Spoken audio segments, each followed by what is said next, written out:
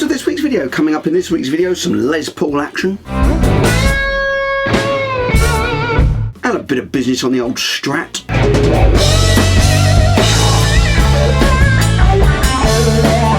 And some EVH Stripe Series Frankie action.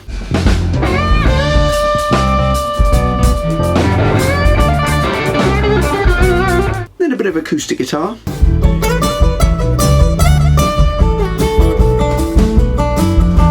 My daughter Ellie got up and sung with the band.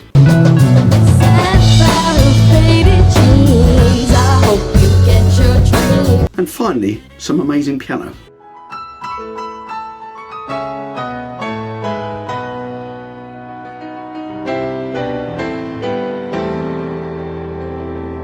Now that bit of piano I showed you at the end was Mike Drinkwater, who plays in the band with me, and he's pretty amazing. I'm going to show that full bit of his piano journey thing he did, improvised, going from one tune that was in E to one that was in G via many other keys. Very good. It's right at the end of this video, so stay tuned for that. Now, as a bit of a joke in leading up to this gig that I've just shown you a bit of footage from, I said that if you like watching nerdy middle-aged men play the guitar in the Sussex area, Sussex in the south of the UK, well, south of England, then you have two choices. You could either come and see me for £12.50, or you could go and see Joe Bonamassa at the Brighton Centre for £115. So obviously that's a bit tongue-in-cheek, as Joe Bonamassa is playing in a 4,000 seat kind of indoor auditorium just down the road in Brighton in April, and I was playing at a club just down the road which can probably fit, I don't know, 150 people in at most, I'd have thought. And of course Joe has had a brilliant career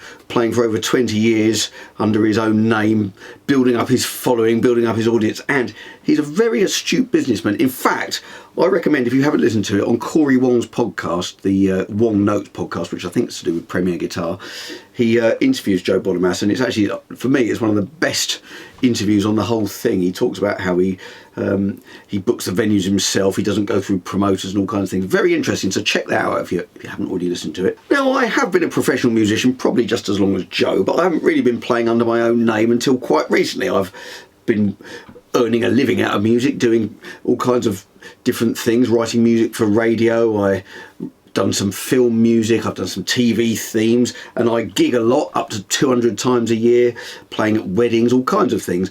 But I've only just started trying to get my own band together and going out and play my own original material. So that's why I thought I'd do this video, because I thought actually some people who like Joe Bonamassa might watch this video and then they might like what I show them, and they might come to my gigs. So this gig I've just done, I'm rather pleased with. I consider it to be a success. I managed to make enough money to pay the band and the sound man. So for a band that's only just started out playing original material, I consider that to be a bit of a success, because it's quite easy just to throw money away with this kind of project and not get anywhere. I have to do everything for nothing, but we've been making a bit of money and it's kind of looking after itself. I mean, not totally, I'm having to fund it with my other musical work, but we've only just started. So I'm just going to show you a few snippets from this gig. So forget the £1 million guitar collection, the black suit, the slick back hair and sunglasses. What you've got here instead is brown corduroys and a pair of trainers, and well, what I thought was actually quite a nice guitar collection, but it looks a bit Mickey Mouse compared to Joe's. I mean, I've got these 4 custom shop guitars up here, which amounts to nothing. Probably all of my guitars aren't worth as much as one of Joe's. So anyway, on to the first song. And now there is a connection here with this first song, because as you've noticed maybe in those little clips, I'm wearing brown corduroy dungarees, and part of the reason for wearing dungarees was, one, I thought it looked a bit different, and secondly, Lowell George is one of my absolute heroes. He was the lead singer and lead guitarist from Little Feat back in the 70s, and I know Joe is also a huge fan, and he recently bought Lowell George's Dumble, which had been not used since Lowell George died in 79, I think it was. So there's a connection. And anyway, this first song I'm going to play you, it's called I Like My Country a Little Funky, and that's because I like funky country music, because I like Little Feat. And I'm just going to show you a little bit of this song with the guitar solo. Now I'm playing on my Les Paul, this one here. And this is, I'm going to get a bit guitar nerdy here because I'm talking about Joe Bonamassa as well, so I might as well, you know, play into the guitar nerd thing, because I am a guitar nerd myself. So that is a reissue Custom Shop 1959 R9, which I haven't had that long. I did do a review on it if you check it out on my channel. So anyway, this song is called I Like My Country, so I hope you like this. Give me funky country every time.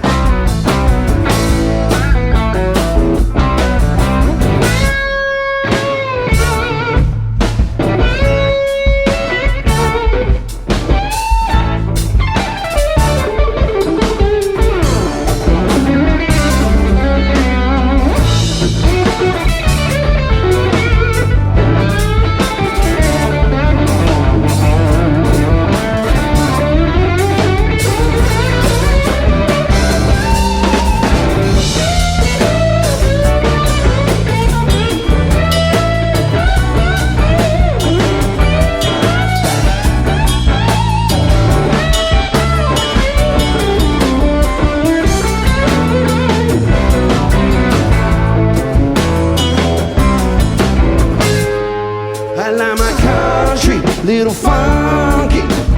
Makes me wanna shuffle my feet. I like my country, little funky. Always sounds like it was written for me.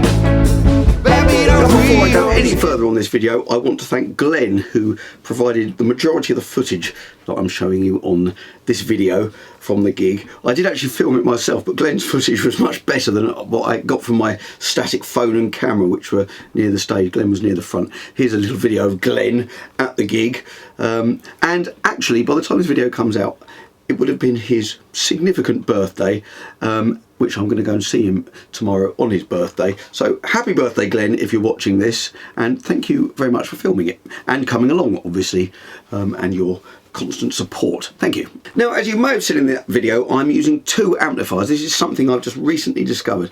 In the same way that Stevie Ray Vaughan used to use a vibroverb, like the one I've got down here, I don't think you can see it there, but he used to use a vibroverb or a super reverb on 7, so it was really driven, and then he'd use later on his Dumble, which was completely clean. What I'm doing here, I've got a Milkman pedal steel mini, which is really clean, and I've got my Marshall JCM 800, which is here, kind of breaking up a bit, and that's I thought quite a good sound actually. And I'm using a Boss Blues driver, a Keeley modified Boss Blues driver, I think is the main bit of drive there, and an EP booster, an exotic one, which I kind of have on all the time, and I adjust for the different guitars I'm using because I can kind of trim the output level of the guitar.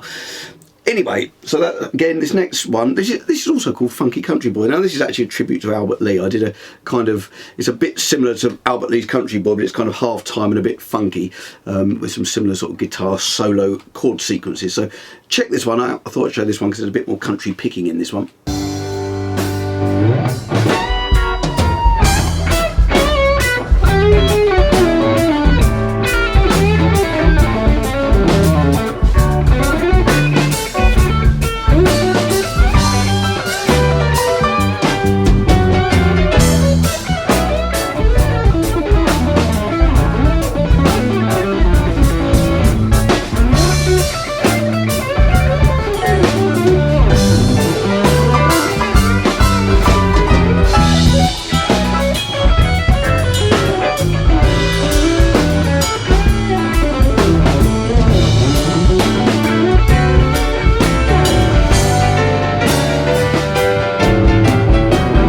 Don't suit this 9 to 5. Don't suit this suit and tie. Grab my hat out of my guitar, play some Waylon in halftime. I'm just going to show you this next little clip. This isn't a guitar nerdy clip. I want to show you this because my daughter Ellie got up and sung with the band, which I was very pleased about, and I'm very proud of her, so I wanted to show you this little bit. This is just the end of the song that she did. She probably won't be happy with me for putting this on my video. She's going, oh, I couldn't hear myself, I didn't sing very well, but she did sing well and it sounded brilliant. So here's just a little snippet of that. You go ahead, let your head down. Sad flowers, faded jeans, I hope you get your dream. You go ahead, let your head down. You're gonna find yourself somewhere, somehow.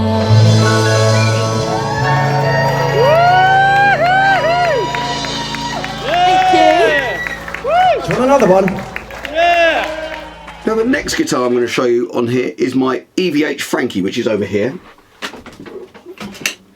Now this is my newest guitar. No, it's not my newest guitar. My newest guitar is the Les Paul, but this was my previous newest one. I'd only had this one a couple of months when I bought that one, which was a bit naughty. I don't normally buy guitars that frequently, but this was actually partly a birthday present. I had a big birthday at the end of, well, just over a year ago, and it's the first time I've played this guitar on one of my original gigs. And part of the reason for doing it, as well as to justify having so many guitars as my wife and kids were all at the gig, was because this one particular song is my newest song I've written. It's called American Dream, and it's all about growing up in the 80s and seeing these people in the films like Ferris Bueller and Marty McFly with these fantastic rooms and stuff, and thinking, this doesn't look much like my room in England.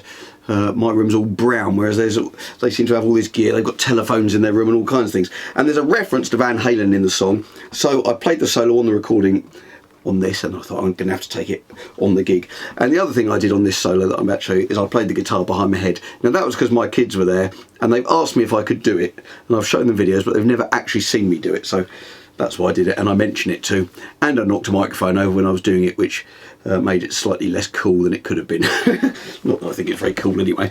But check this out, this song is called The Right Time, and I'm playing this guitar.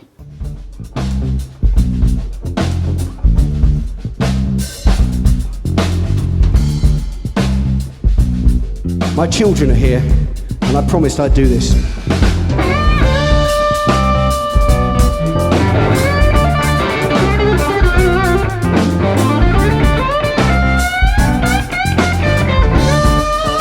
And you can see the dungarees better.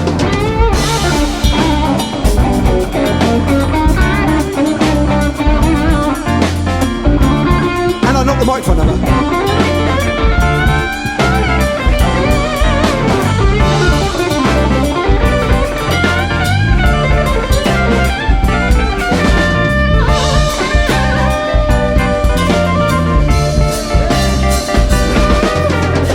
I'm just going to show you a very short acoustic guitar solo.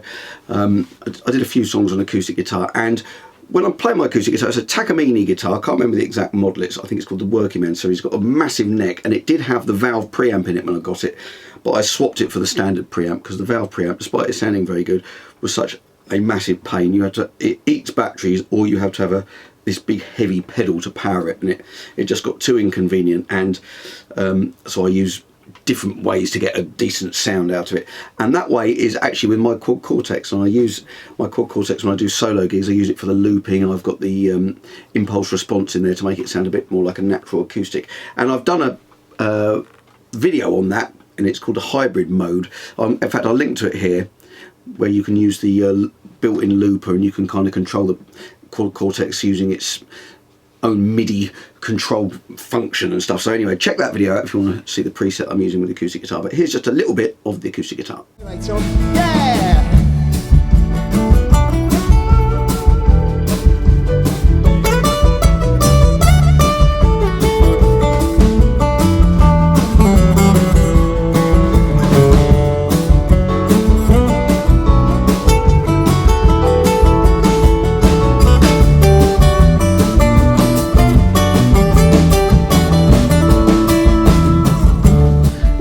Guitar to cover in this, my Strat. So it's over here. Let me get this down.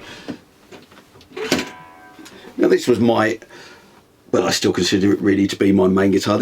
I've had this about 20 years, and it was a closet classic. It looks a bit more like a relic now. All this has just happened naturally, and the back of the neck and stuff. It's all happened through playing.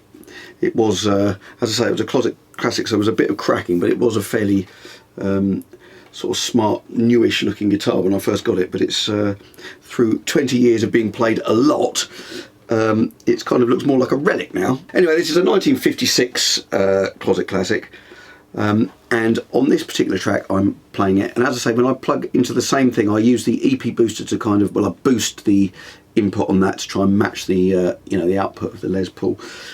So this is this guitar, probably with the blues driver again, but using my full tone wah. So there's a bit of wah on this one. Check this out. This one is called Dreamcatcher.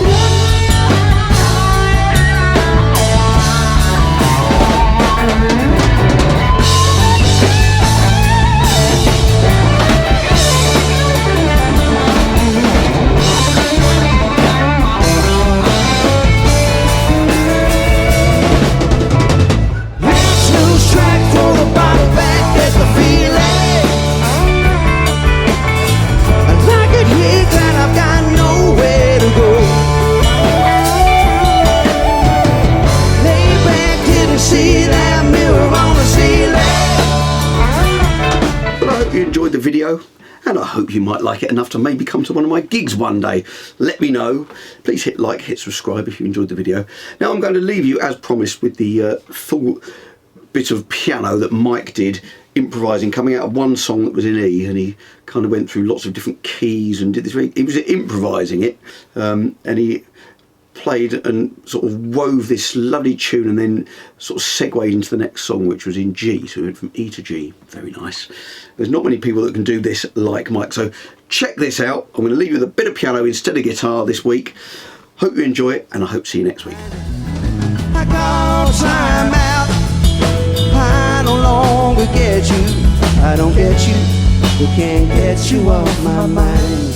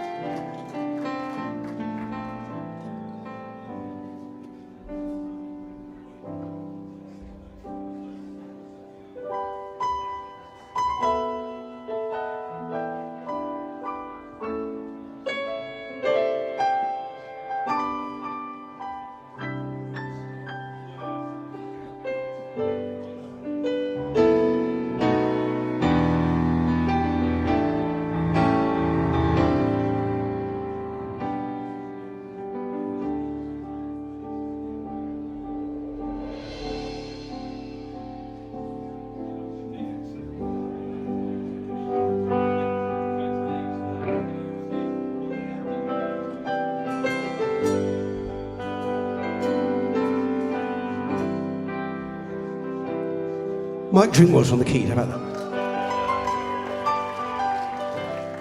He's good, isn't he?